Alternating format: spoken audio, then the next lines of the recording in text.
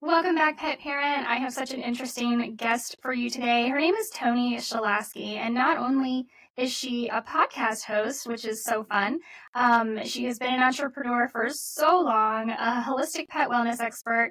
She is also the founder and former owner of Healthy Pet Products in Pittsburgh, which is a natural pet supply company there, which is amazing. We all know how much we love Indie Pet. Which brings me to the next point. She actually serves on the board of Indie Pet, and she has a private label where she creates Pittsburgh themed dog toys. So obviously, she's a big fan of Pittsburgh.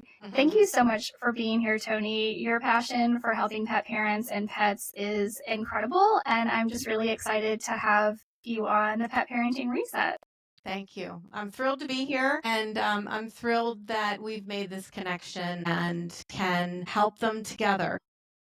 Yes, I know. It takes a village. I was just talking to somebody yesterday, very popular in the pet space, and I finally was introduced to her. She's like, people ask me all the time why I teach what I do to other people. And she's like, because we need more educators out there. And it's like that exactly 100%. That's actually exactly why I created the podcast in the first place, because I feel like as a business owner, like put your best stuff out there for free for people. And like that's how your tribe is going to find you and be gravitated towards you. And I feel like as a podcaster, you must feel in some way the same. So I would just love to start off by hearing kind of a little bit about your journey because you've done so much already. Yeah, I noticed that you gave us an hour and a half, but I will keep it brief. So I have been in the pet space for 25 years. I started pet sitting. So I had my own pet sitting business. I was really like one of the first pet sitters in Pittsburgh. My pet sitting business was started in the year 2000, and I had it for 8 years. And it was awesome, and I loved doing it, but I burned myself out of it. But what was cool is I really learned a lot just from being with dogs, with cats, and just being present with them, watching their behavior, noticing things they did. I really feel like I connected a lot of dots and noticed a lot of common problems with dogs and cats that my dog at the time was not experiencing. So I was seeing a lot of issues with my customers' pets, like obesity and diabetes and skin issues, hot spots, ear infections, all of the things. And I knew diet and supplementation could help these pets. And I had already been a raw feeder. So I knew that that was the end. I mean, we think it's the end all be all, right? So I'm glad my dog is not the only one making noise. So I had been doing that. I burned myself out of pet sitting. And literally in my backyard was a little tiny pet food store called Healthy Pet Products. It was about 1,000 square feet. They carried all natural products. So they carried, grain-free kibble, which was like a big thing then. And, new it was Evo. Evo was their brand, and California Natural and all of those. But they didn't carry raw food. I still, though, would shop there. I'd get treats. I'd walk my dog, create a relationship, all that sort of thing. And then one day they said to me, we're moving out of state, and we really don't want to move the business. So I have an extensive retail management background. I was already a raw feeder. I knew a lot about natural pet food. So I just bought the business and then grew it to 3 stores within Pittsburgh, and then opened one location in Port Charlotte, Florida. So I did that for 16 years. Yeah. So now you touched on something that we talked about previously on your podcast about being a raw feeder and people thinking it's like the end all be all. But I wanna get to that a little bit later in the conversation because I wanna talk first about some of the things you have seen in that 16 years being an indie pet store owner, seeing all of the things, all of the people that have been coming through your doors, the issues with their pets. For me, I think people oftentimes come in and they're just like, tell me what supplement to give to fix X, right? And that's that's just how we've been trained by the pharmaceutical industry. But that's also a big opportunity to, begin educating. So like how do you view all of that? So the core diet is where you have to start. You can't just add in a supplement and think the world is going to change and these symptoms are just going to go away. There's more to it than that. There's way more to it than that. And the amount of change I've seen over the 16 years in the pet food industry, I can't even begin. I mean, when I started, people looked at me like I had 3 heads when I told them I fed raw food.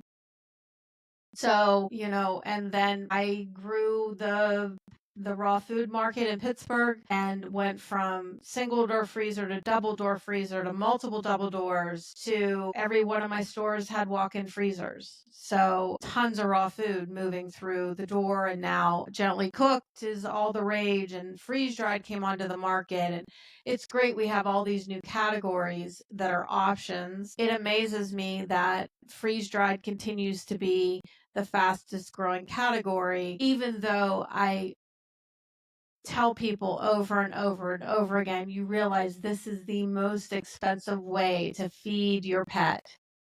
They don't care. Yeah. Well, it's They, convenient. yep. It's more convenient, And it, especially. it gives them that feel good feel similar to kibble. You scoop it and put it in the bowl. You can hydrate it or you can't. It doesn't matter. So went through DCM, and how bad grain-free food is. I mean, I could go on and on. Well, since you brought up DCM, I still have Mhm. people coming to me Mhm.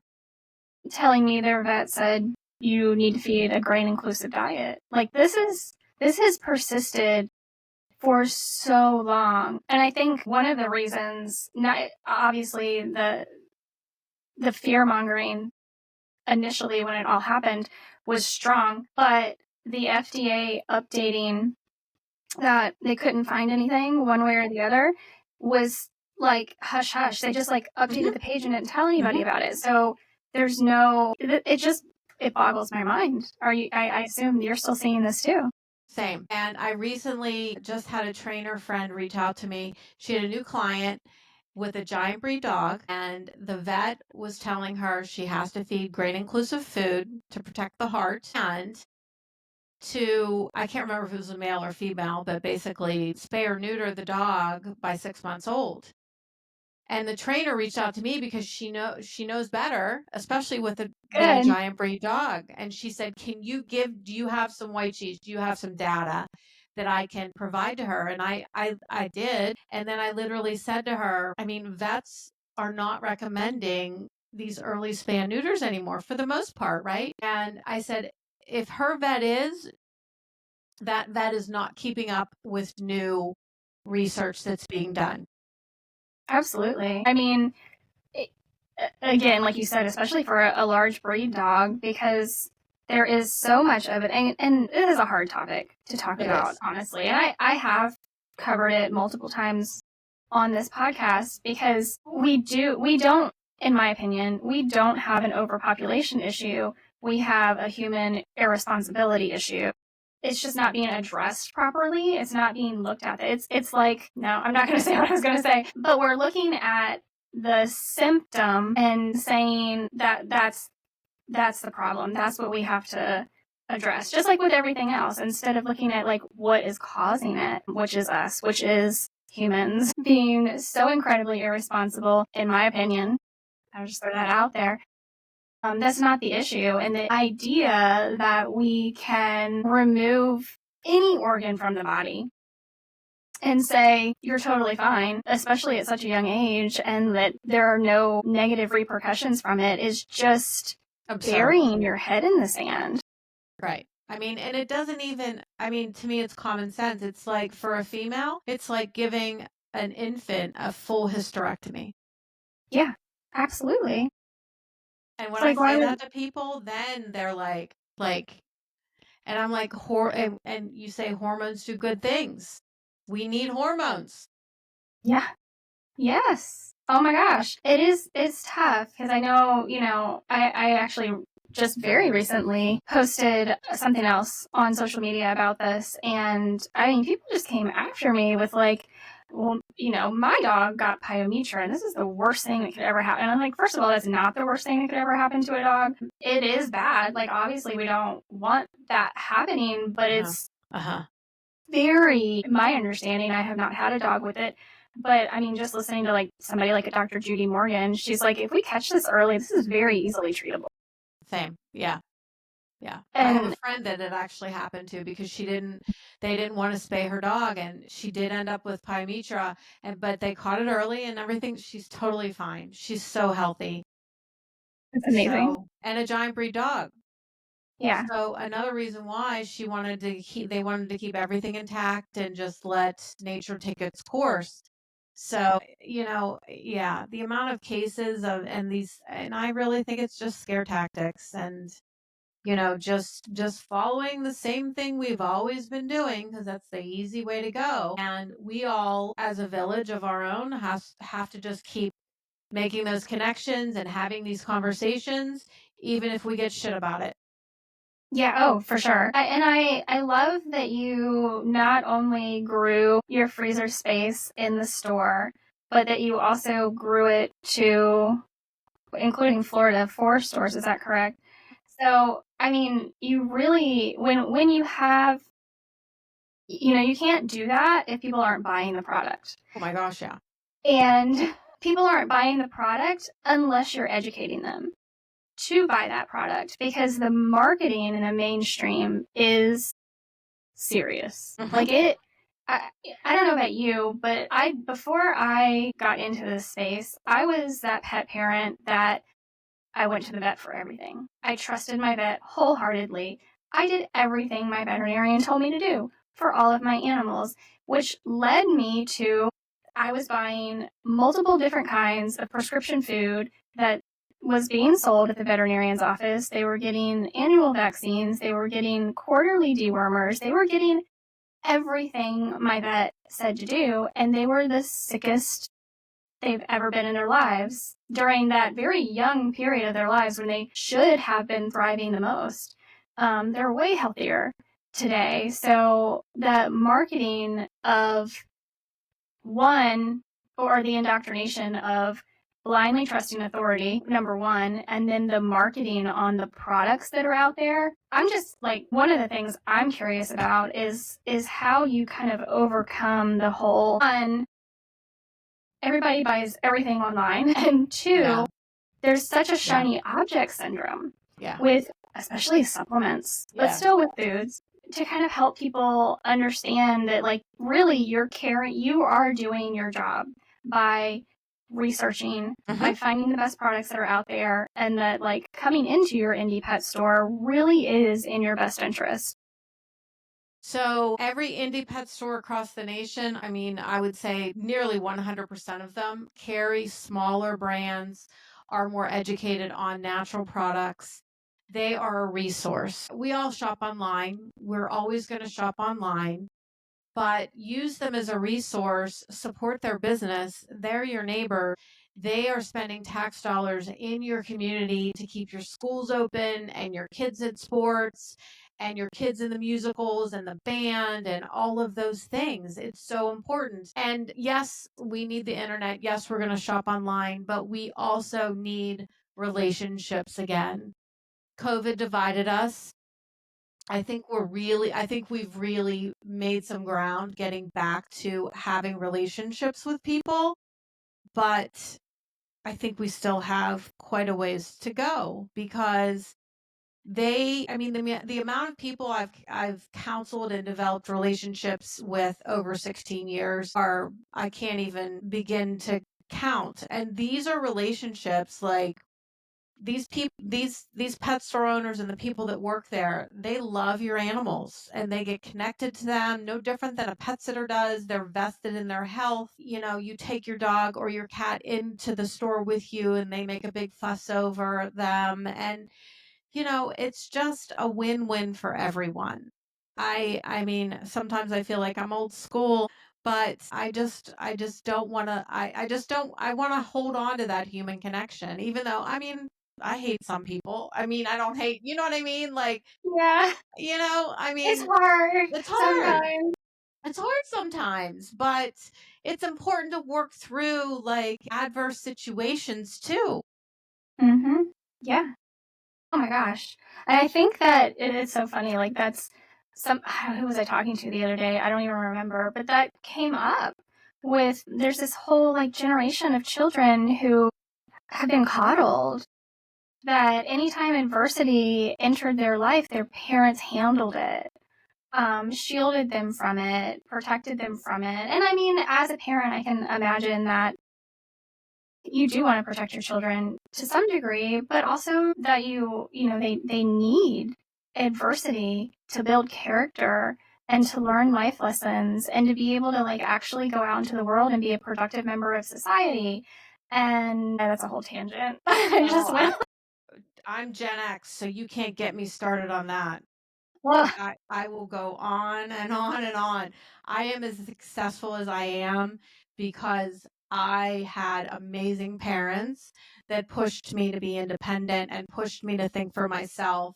And if I fell down, I got up by myself. They made sure yeah, I was okay, but I got up by myself. yeah, yeah. I'm an elder millennial. Oh, not too far off. I'm like right there in that cusp of like, I don't know if I'm Gen X or millennial. Because it's right there at the beginning. But I Uh-huh. remember that so vividly that like I did grow. It's this. I did grow up where you went outside in the morning and you came home when the streetlights were on. But also, you know, we got the internet before Yeah. I think I was in middle school when we got the Yeah. internet. You know what I mean? So Yeah. like living through both of those times was Yeah. definitely interesting. But yeah, like you learn to ride a bike, you're gonna fall down. Hmm. And Hmm. I don't know where I'm going with any of this. I'm just like getting angry about it now. Leave it to us to get on a tangent. Yeah. Yeah. So, Well, yeah, talking to people, communicating, building connections, that is so important because I have one of my really good friends on another podcast that I do. She's one of my co-hosts on that other podcast. She owns an indie pet store in Georgetown, Texas. And that's one of the biggest complaints that she has is that a new customer will come in the door and come in with an attitude, right? Because they probably just left the vet's office and paid a crap ton of money and were told that their pet needed to be on this food and these 3 medications or whatever it is. And then they walk in and the people in the pet store genuinely care. They want to help. They want to hear the story. They want to offer more healthy, aligned suggestions. Um, but that pet parent, one, just spent a crap ton of money at the vet. And two, you have to overcome everything that veterinarian just said. And then three, it's like you're wanting me to spend more money money. on these foods and supplements. That has to be so difficult. How did you manage that for so long? So I can totally relate and have had those conversations thousands of times. And I really feel like the best way I did it was I just listened. Yeah. I really just let them get it all out. And then I said, okay, I'm not saying that your vet's wrong, but what I'm telling you, I'm going to tell you the opposite of what your vet just told you. If you want to hear it, I'm going to tell you. And then you're going to be more confused than you ever were. But ultimately, it's your decision what path you take. So, whatever makes the most sense to you, health wise, for your pet, is the direction you need to go, health wise and budget wise, because we have to take budget into account. And I would say 98% of the time I would have success. And a lot of times it's just, let's just start with one thing because I don't like to change more than one thing at a time. I'm sure you're the same way. So let's just start with one thing. And a lot of time, like this is one I would love when they would come in and say, "Oh, well, my dog was or my dog or cat was diagnosed with IBD." IBD stands for irritable bowel disease. Okay, you know what my first question is? So they did a biopsy of the colon. 50% of the time, the customer would say, "No." Well, No. then you can't call it a disease. Yeah, It's a syndrome. So it we is. really don't know what's going on, Yeah. right?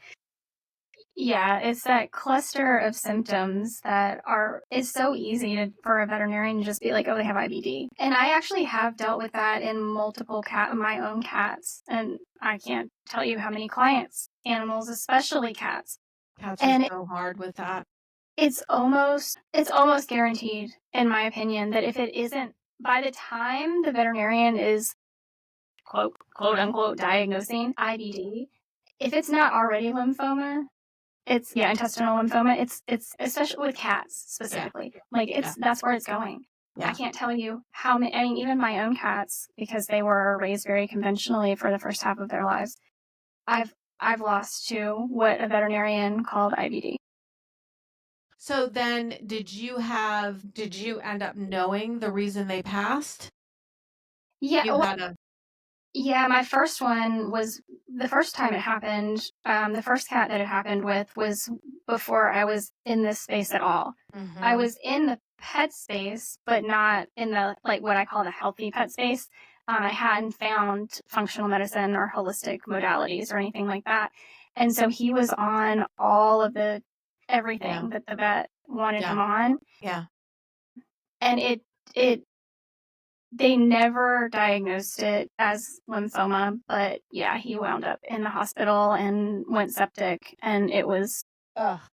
horrifying. But it let me realize, like, what was happening in the next couple of cats that I had Mhm. that went through it, and it helped me make better informed decisions for them, because now, even with my clients' cats, and I say cats specifically because I think that's, it's just, we do in veterinary medicine, especially, we do so much less for cats in these cases. Mhm.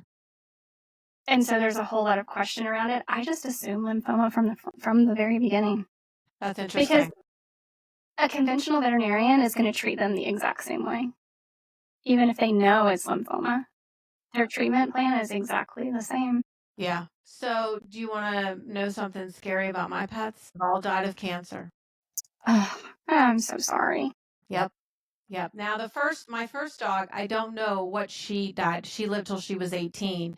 She died quite a few years ago, but and all of them were rescues.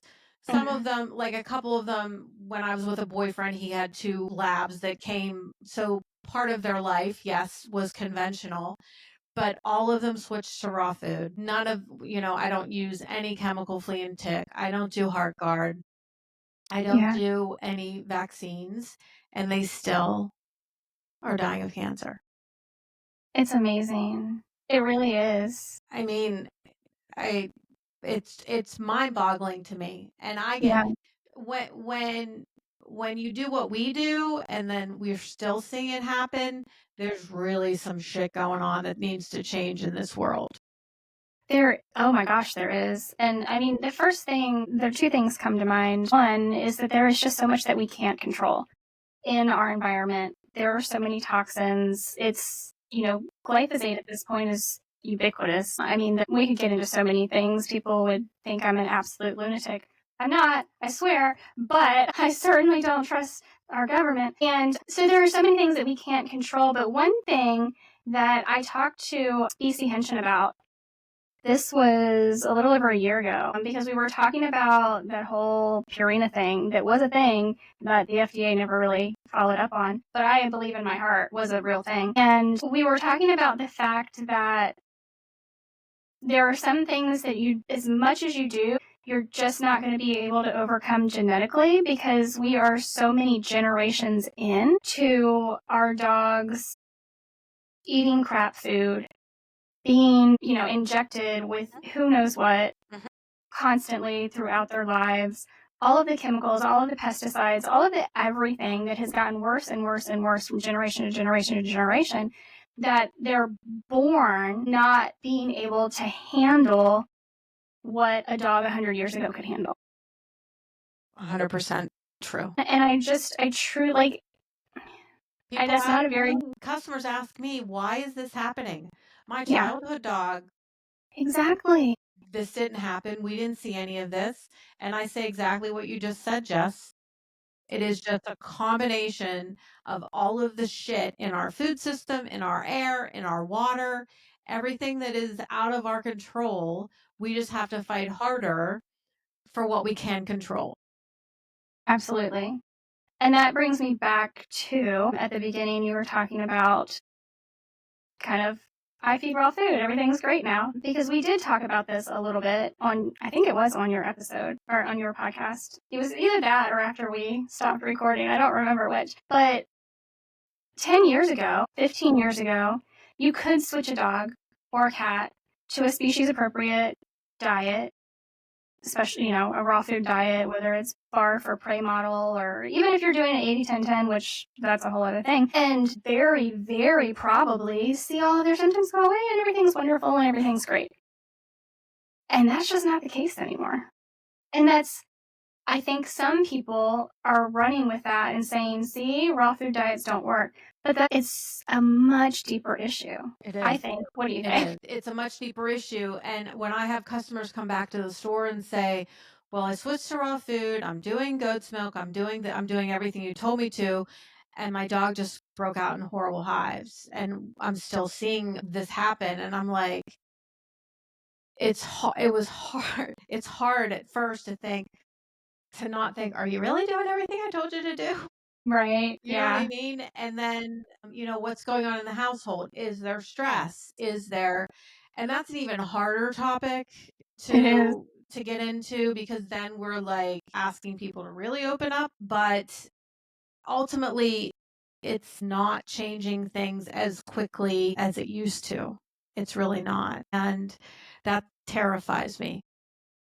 Yeah, it does. Me too, because I have, I didn't go out and ask for all the leaky gut dogs to come find me. Mm-hmm. But the universe has sent them to me.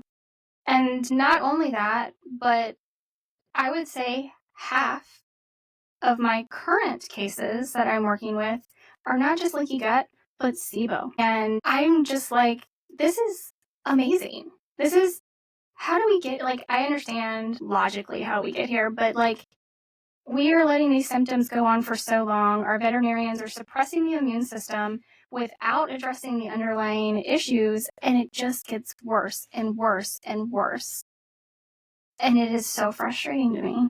So 100% agree. And these food sensitivity tests that come back page after page after page after page, that how can these pets not have leaky gut and have Yeah. all of these issues Mm-hmm. and have all of these sensitivities? So Absolutely. you have to, I feel, address both issues at the same time, right?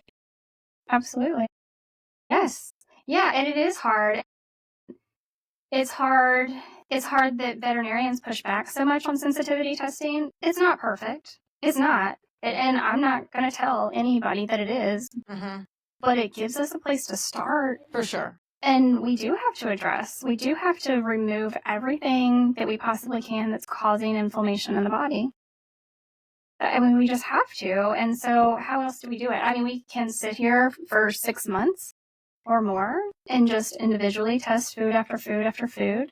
A veterinarian certainly doesn't have time to sit there and do that with a patient, with how many patients do they have coming through the door.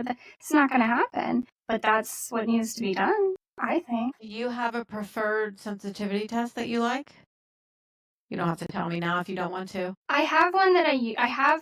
So there is a company that is working on one that I think is going to be amazing, and I think is going to be a lot more accurate because it's actually going to be using blood, which is going to be another hurdle for pet parents to do at home, but it is possible. Mhm. to prick their paw pad or whatever. Like, it's possible to do this. Mhm. It'll be hard for people to do. Like, it would be hard for me to, like, sit here with my dog and be like, I'm gonna make you Especially if we bleed. have to get the drops in that certain little Yeah, circle, right. like I've done for myself. That's, like, super top secret. Okay. I'm really excited for when that may come out on the market, maybe next year. In the interim, I mostly use Glacier Peak. Again, it's not perfect, but none of Mhm. them are. And it also depends on what the dog's symptoms are. I may not even do a sensitivity I may go straight for an HTMA test. Those are a lot more scientific, in my opinion, a lot more scientific and accurate. And we're not going to sit here and get like, oh, you shouldn't be eating beef or pork or whatever, but we can look at a lot of other things in the body. We can look at heavy metals, which actually heavy metal toxicity actually resembles leaky Yeah. gut Yeah. in a dog. So there's a lot. There's a lot. Thoughts on seasonal eating? I Seasonal love feeding? it. Yeah. I love it. So, an interesting thing just happened with my puppy Layla. She has been a beef dog. Mm, And she's been picky since day one. She's a Great Dane, but she's been a beef dog. mm-hmm. And about a month ago, she started turning her nose up to beef. Mm, And I still rotate. I will not yeah, feed just one protein. I refuse. yeah, I literally have a conversation with her and say, "Layla, this is not gonna be I don't care how much you like it, we're getting another one in here." So, she is losing her mind over pork, which she's had before, but now she's losing her mind over it. So I'm thinking yeah, to myself, I wonder if this is her just switching herself seasonally. yeah. She needs to cool down a bit. Uh-huh. Yeah, absolutely. I love that, and I love the idea of letting our animals choose if we can, if we have that. They're not so sick that we have to restrict them a Right. lot. I love the idea of letting them choose. My dog tends to eat more cooling proteins, but even in this, like just normally all year long, but I do go for more like rabbit more often in the summer for her. And then I will also, I know it's terrible, let her eat her food a little bit cooler in the summer too. Like I don't let it Get to room temperature? yeah, like Or I won't necessarily even let it get to room temperature sometimes in the summer. I'll I just like, don't you know either. what? It's so hot. Like I'm sweating, you're panting. Here's some cool, Yeah. cool food. Yeah. Not Yeah. frozen, but like also not room temperature. Yeah, I love that. And I also love the idea if you're doing it, if you're making your own food, which I do not do, Mm-mm. but if you're making your own food to like, feed what is growing seasonally in your area from the farmer's market or wherever our grocery stores kind of I would be willing to bet there are people out there that have no idea that foods grow seasonally because of the way Oh, grocery I stores stock guarantee food. it. I guarantee it. And people are starting to talk about it in the human space. But I don't know if you've ever had an episode just on seasonal eating, but I feel like I need to have an episode just on seasonal eating. I haven't, but that's a good one. Yeah, That's I a think really good one. yeah, that's a really good one. And Mm, when you said rabbit, you just made me remember I offered Layla rabbit a couple months ago. So I think I need to try to offer it again to her and see if she eats it. yeah, That will be a fascinating little it would be little because it's test. cooler than pork. Uh-huh. That Yeah. would be very, very interesting Yeah. to see. Yeah, and my cats. So, I mean, I think it is more common for dogs to be on the warmer side, generally speaking. Of course, there are dogs that live cooler, but I think it's the opposite for cats. And so, but it's interesting to me that most of my cats are very into rabbit as well. They're like, yep, that's a natural, It's yes. like very species appropriate food for them to be eating anyway, regardless of like taking into account Chinese medicine. Yes. Yes. And they would not be in lakes fishing for fish. No, no, Right? I know. It's to me so interesting how addicted to fish cats get, and Oh it's yeah. not really a natural food source for them. No. Maybe some of the bigger cats in some areas, will fish, but I can't imagine what we think of as a traditional house cat to be out there fishing. Okay, so back to the pet store, everything you're doing, your podcast. I mean, I feel like you're doing something similar to what I do here on the Pet Parenting Reset and educating pet parents. Did it start out? I'm curious because you were so like Philadelphia focused. Did it start out that way? Like the podcast too? No. So the podcast started because I knew this message had to reach further than Pittsburgh. So I said Philadelphia. I'm sorry. that's okay. It happens all the time, and we hate each It's a other. P. And it's Pennsylvania, so how could we not? Yeah, we actually like hate each other. So, but that's why the podcast started, because I felt like this message had to get further than just Pittsburgh and Port Charlotte, Florida. And I am an entrepreneur and always like to be creating and doing different things. So after having the business for so long, I was like, I got to do something different here. I started the podcast in 2022. The grand plan was to get the podcast off the ground and, let Healthy Pet Products, my executive management team, take it over and, take the wheel, and I could just do the podcast. But it just didn't work that way. Podcasts take a lot of work. They do. So yeah, they take a lot of work. So that's how it happened. And then just like with pet sitting, I kind of burned myself out of retail. So I decided to sell, and fortunately there's another there's another company in Pittsburgh called Pedagogy. They have 2 locations, but have freezers and the same brands and everything, and they're like 15 years younger than me.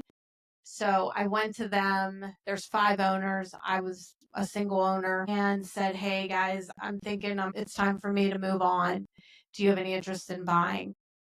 And they did, and they were honored that I went to them. So we had a fantastic experience with selling the business, and taking things over and working together through it. We just really meshed well, and it wasn't, no egos were involved. It was a really unbelievable experience, thank God, because this is my Wow. child. Like this, Yeah. it's a mission driven business, and my heart and soul for 16 years, and that I worked very hard building.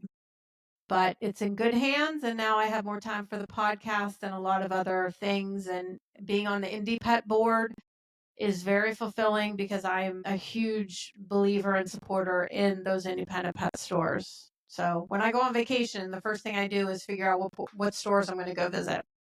That's awesome. Talk to me about Indie Pet a little bit. What is So that? Indie Pet is a nonprofit association organized by other Indie Pet stores to create this association to make us stronger in numbers, to make our voice heard to manufacturers.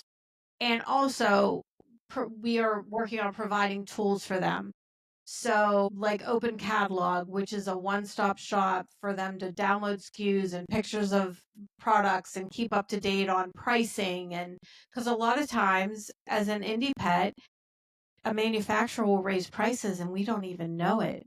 Yeah. And we're losing money because we didn't raise prices.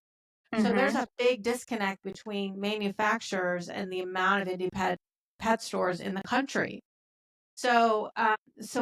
We do a lot of things at Global Pet Expo and Super Zoo to help educate and create those relationships with manufacturers, and I could go on and on and on. So, but indie and we're not competitors, just like Yeah. the other pet food store in Pittsburgh. Like we weren't competitors because we're in different parts of the city. So we really were colleagues. So we just share information and really strengthen the network, because if we don't have them, I don't know what's going to happen. Yeah, I mean, and that again is such an interesting. I believe that too. I can also see where it may be hard for someone who owns a business to have someone else in close proximity with similar or exact same almost business, how that could be hard, but also like, especially in a niche like this, where again, it's not just pet products, but you're really focused on the healthier pet products. The more people see it, the more they're more likely they are to be like, I guess I really should check this out. Absolutely.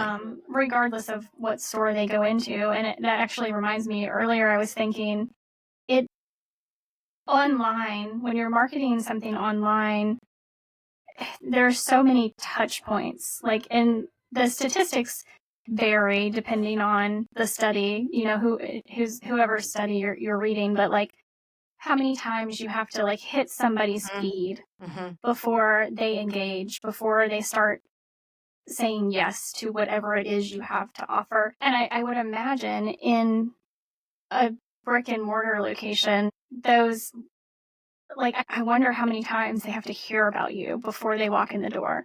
Because generally speaking, once they walk in the door, I think those touch points dramatically reduce before they actually purchase from you. This is probably way more than like the average listener is caring to listen to me talk about this right now. But it is a very interesting thing because I know a lot of people that listen are trying to build their businesses as well in the pet space, whether they are pet sitters or health coaches or whatever they're doing. But knowing that, you do have to have so many touch points before somebody starts saying yes to you. Absolutely. And but those stores, they have a reputation. Yeah. Like, I grew the reputation, and most of them do across the country, that you've got issues, go talk to go talk to Toni at Yeah. Healthy Pet Yeah. Products. She can help you. She can help you. And our businesses are grown through word of mouth for that reason. So, again, another reason to just, and Chewy's not going to give you advice. At least not Amazon is good, right? not going to give you advice. And buyer beware. Buyer Yeah. beware. If you're jumping on the internet, I was helping. I mean, I just have a follower on Instagram, and they posted this horrible picture of skin issues going on, and I said, DM me, I can help you. And well, yes, I'm doing a, bottom line is, yes, I'm doing, I think it was a probiotic. And I said, well, send me which one you're doing and I'll check it out. It was fucking made by Amazon. I was like, no, no. I had no idea I'm Yeah. sure they're white labeling it, but Yes. still. Yes. Oh my I was like, gosh. no, don't you. So anyhow, yeah. Yeah, you have to. Another reason an indie pet is going to help you, they are really vetting the products. They are making sure it's not made in China. They are making sure that their supplements are NASC certified, National Animal Supplement Council certified, so third party verified.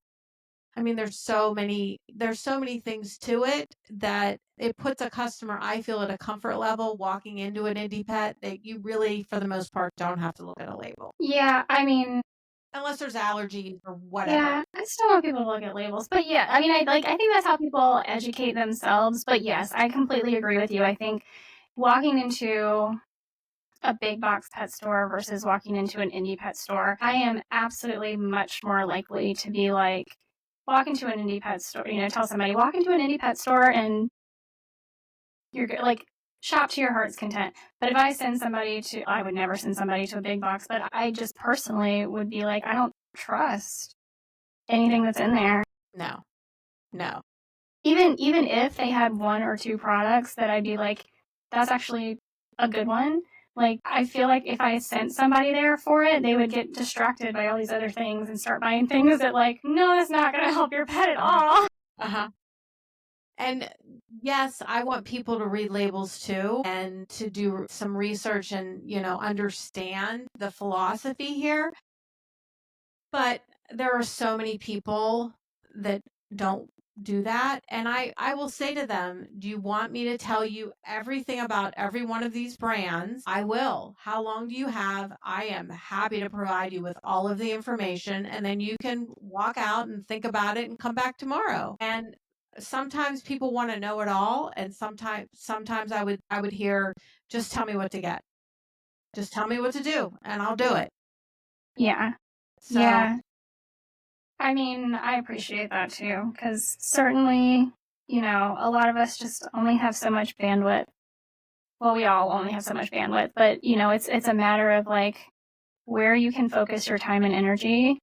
And if you really do walk into an indie pet store and just like jive with somebody and decide mhm, you're going to trust them, mhm, that's amazing. mhm. That's amazing. I would much rather you do that than to like, I don't know, you're not going to walk into Home Depot and like have somebody tell you to, no, you need to rip out the insulation in your walls and replace it with this one. Like, that's not going to happen. A different department all the time. Did you know that? Yes, Isn't that that's why I never know anything. they never know anything. Isn't that like, I think that's a foolish business decision. It is so foolish. Yeah. Because What they're like receptionists. uh-huh. I talk to people all the time, and it drives me absolutely insane that generally speaking, in any company, a receptionist is like the lowest paid person, and yet they are the face of your company. Like Yeah. they should know everything everybody knows to be able to answer anybody's question, and they should be very highly paid. And we just don't like respect that at all, and we should. I'm Yes. on so many tangents today. It's a tangent day. And I'm half watching my puppy make sure that she continues to chew on my Birkenstock, and that she already got like a month ago. Of course, right after I resold it. Yeah. Yeah. Oh well. I mean, I how know. old? Puppy problems. She's 15 months. Oh, and she's So still. she's Oh. still, every once in a while we'll get into something. So yeah. So, bottom line, I think, first of all, your podcast, Tony Unleashed, you still have the store in Florida, but I know from talking to you, you're like really, really heavily focused on doing a lot more with the Tony Unleashed podcast moving forward. And I know, your passion with Indie Pet. I don't own a store. I would never, I shouldn't say never. I do not I highly recommend. doubt I highly doubt I would ever own a store. I just don't Uh-uh. like to be tied to a brick and Yeah. mortar of any sort. Like, I want to travel. I want to do all the things. Like, I don't Yeah. want to be tied to a brick and mortar. But I just have so much like respect and appreciation for people that are in indie pet that like I'm just like accept me please because I love you guys so much. Thank you. I appreciate that. We appreciate that. I just think it makes such a big difference in a pet parent's life to have an indie pet store that they can walk in and trust that who they're talking to is going to be leading them in the right direction. Again, I want them to do their own research and I want them to try things because nobody is going to know your dog or your cat like you do. But like y'all are on the front lines. Yeah. We are on the front lines working hard, and trying to educate, because education is going to be ultimately what tips that needle, and we need the needle to tip. We do so So badly. yeah. So, Tony, thank you for what you're doing. I know I do block an hour and a half because sometimes we go over, but I try to keep it at an hour. I appreciate you. I appreciate you for being here. I want everybody to go follow Tony Unleashed wherever you get your podcast. But where do you want people to Where? go? Tony Unleashed. So Yeah. my website is tonyunleashed.com. Instagram is tony.unleashed. Facebook is Tony Unleashed. So pretty easy. Tony Unleashed. And if I can share real quick, I just Hmm. became a board member for a charity that currently is local, but I think will soon be nationwide. It's called the Izzy Fund, and we provide grants to pets, currently just dogs. We haven't branched into cats yet, that need medical care. So it really can, because a lot of people might not realize this, but a lot of dogs and cats are surrendered at shelters because the pet parents can't afford the health care. So it's a very great organization, and also very passionate about nonprofits. So I kind of do an educational series, like an educational episode, and then I'll do a nonprofit, and then I kind of bounce through all of them. So thanks for Yeah. having me, Jess. Of course. Thank you so much for being here. And all right, guys, I will talk to you next week. Again, make sure to check out Toni Unleashed everywhere you are, whatever social media platform you are on, and on your podcast app. Toni, I hope to see you later this year at Super Zoo. Yes. And until then, just keep recording. Thanks. I will. You too. Bye, guys. Bye.